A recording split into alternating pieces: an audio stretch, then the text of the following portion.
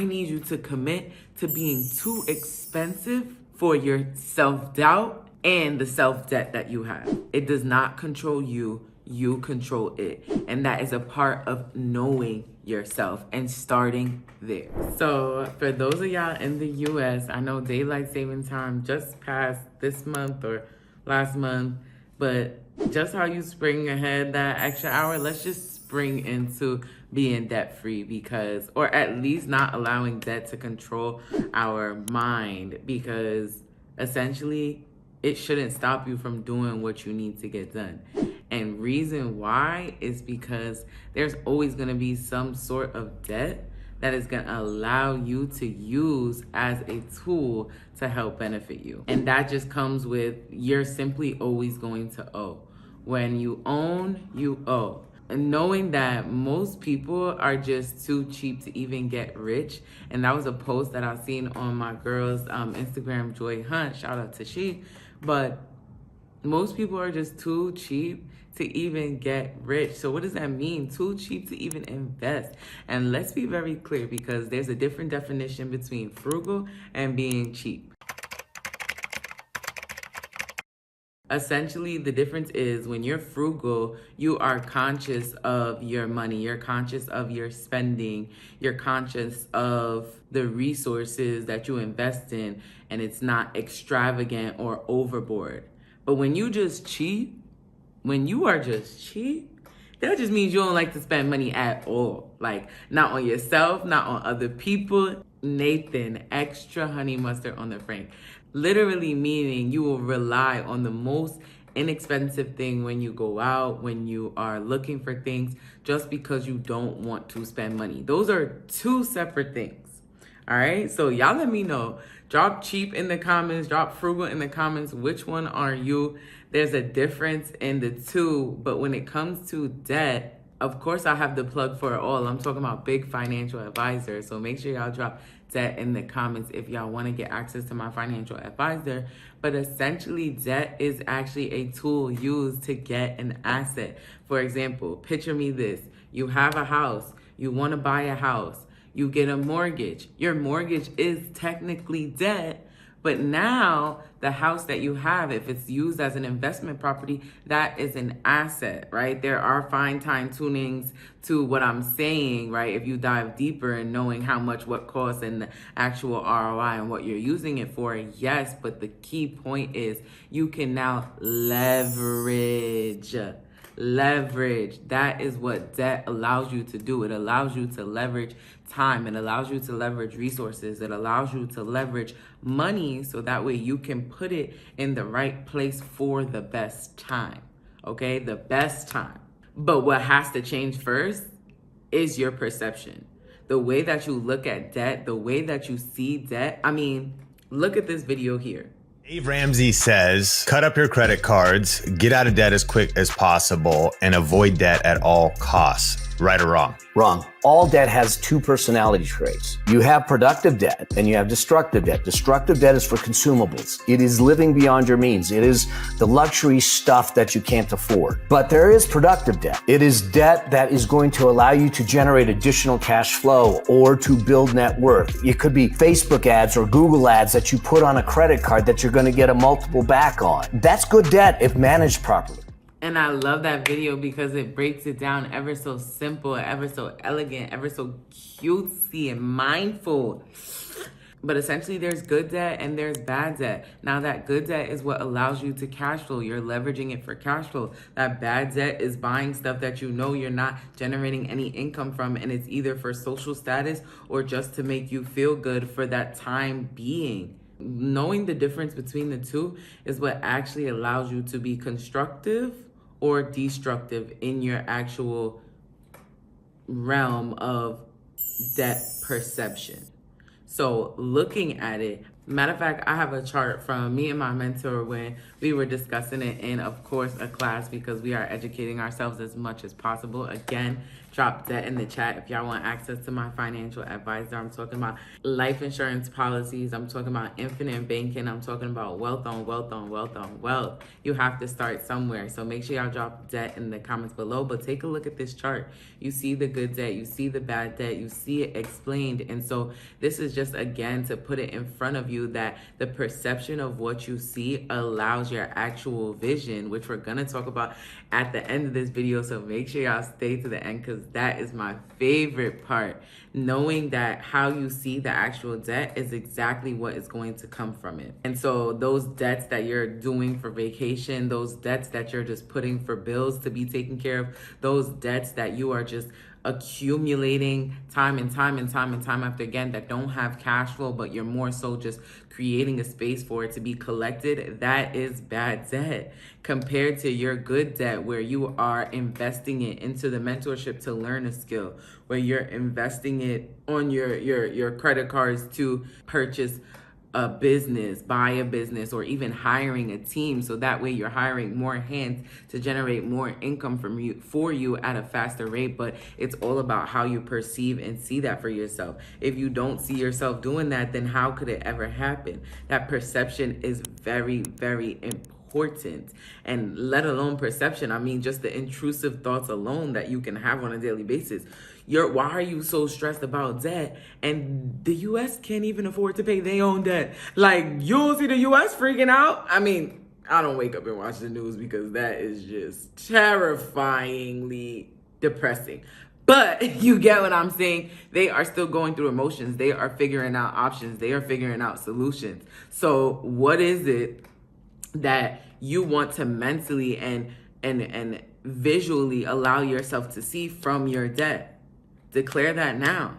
Because ultimately, at least for me, before making this video, when alumni is calling you, an alumni school is calling you, asking you for money and donations, and you didn't even have a graduation, and it was 2020, you were pulled out of school and barely survived, they want to ask for donations. you looking at it like, ain't I still paying student debts? Like, huh? But I digress. You know why? Because I love my student debt. And I'm only saying that because I'm grateful for everything that I have. I'm grateful for all the things that are working in my favor, whether it feels like that, looks like that, or sounds like that right now. I know it's working in my favor because I fear nothing but the Lord. Yes, things may have you feeling uncomfortable, but you are really the person to know if you are going to be scared of this situation, or if you're going to provide a solution for the situation, or you're going to figure out what is going to have to happen this month to make it to next month. And shoot, who knows?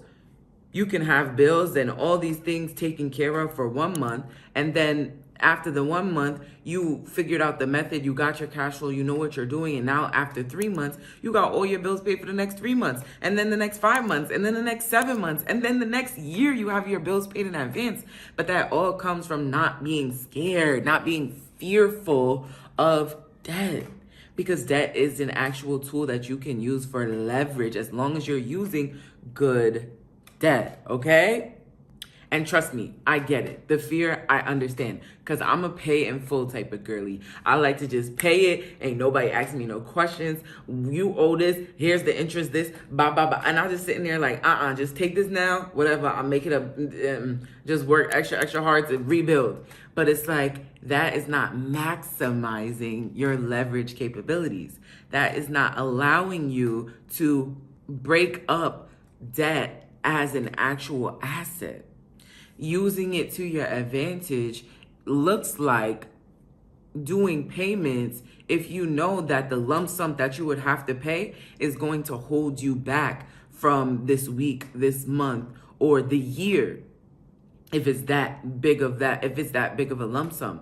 But being able to break it up into how it can work for you in that type of asset, whether it's a payment plan, whether it's the lowest amount of interest, those are all things, let alone in the US, you're able to build your credit, okay? Big 800 and up, that's where we all need to be. But essentially, it gives you that credibility. It gives you the understanding that I know how to control my debt. Because at any point in time when you are leveraging your actual debt and you are taking the opportunity to capitalize on what that means, whether that's leveraging the time, leveraging the resources, leveraging the information, leveraging a new team, new cash flow, any of those things, it's like a trial period. You are testing to see, okay, does this work for me? Yes, this works for me. No, this doesn't. Okay, let's cancel it. For example, just to bring that whole last sentence whole, if you have something that you were going to pay $1,000 for in full, but essentially they have an option where you can do a 3-month or a 6-month to assess how much you really enjoy it or if it actually benefits you, take that 3-month or 6-month option if debt is a major issue for you right now or a major concern or a concern at all. So that way you can use it as a trial period to your benefit and go all out and actually push with what it is that you're using. Because you see, people pay for something and then forget about it, but you spent your money.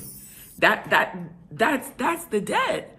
All those things that are accumulating, you spent your money. Whether that was you spending the transaction or you spending the years in school or you borrowing the money for whatever it is, you're spending money. Half the time it's technically not your money, but you spent money.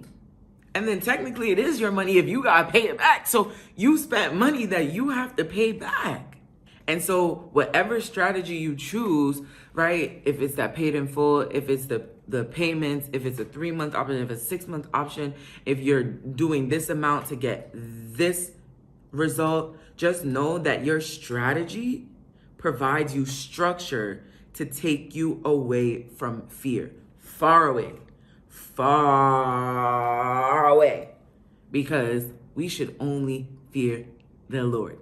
Nothing else. And of course, the last portion that I talked about. Matter of fact, take a look at this video here because I actually found this video while I was prepping this video and I just thought it was so adorable. And she even had me tearing up. Look. What can you do in 2 years?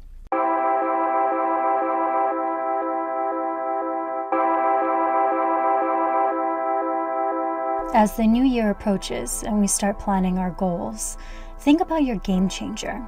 The one goal that will have the biggest impact on your life moving forward. My game changer. And she literally shared the amount of debt that she had, knowing how many other people are in debt. Even the people that I know making 2 commas a year still have some form of debt because it's an understanding. You're choosing the perception of how you want to feel and not fear your vision of what you're doing with the actual debt. And so she even got deeper into it. Look at the chart. Didn't even seem like a possibility, so I never wrote it down as a goal. It was just always a fantasy.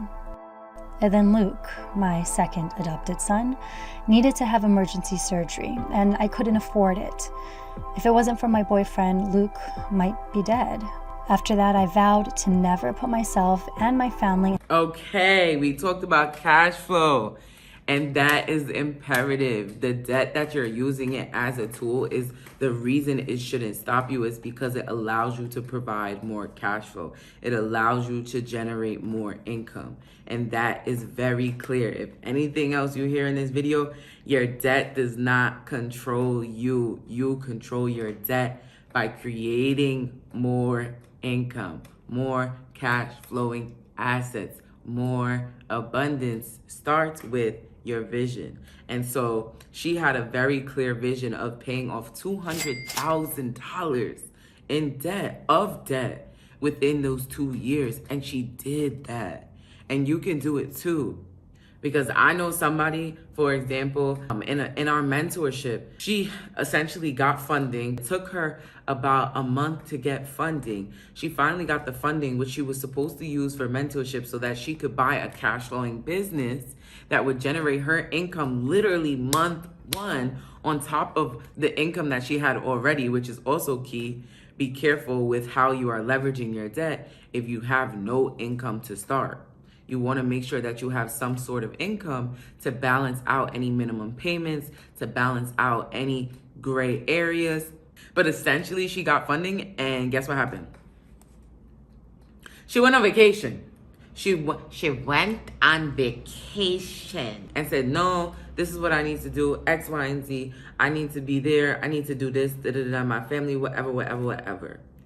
And while everybody has their choice, we talked about the actual strategy and how that provides a structure for you to get out of debt and not create more bad debt. And so with your vision that you see, you actually have to follow through with it. Okay? Follow through. Like the basketball charity event, July 26th in New York. Make sure y'all are there. And matter of fact, check the description box below so y'all could donate. We give back to First Presbyterian Church of Jamaica, Queens, and Marie's Food Pantry in Haiti. We give back globally, and a special charity of the community's choice every single year. This is our 3rd annual. So make sure y'all are clicking that link and go ahead and donate. And also that will help with your taxes and your debt and your charity. And I'm not a tax professional, but I do have one for y'all. So if you don't have one, let me know as well. But essentially, that vision was given to you for a reason.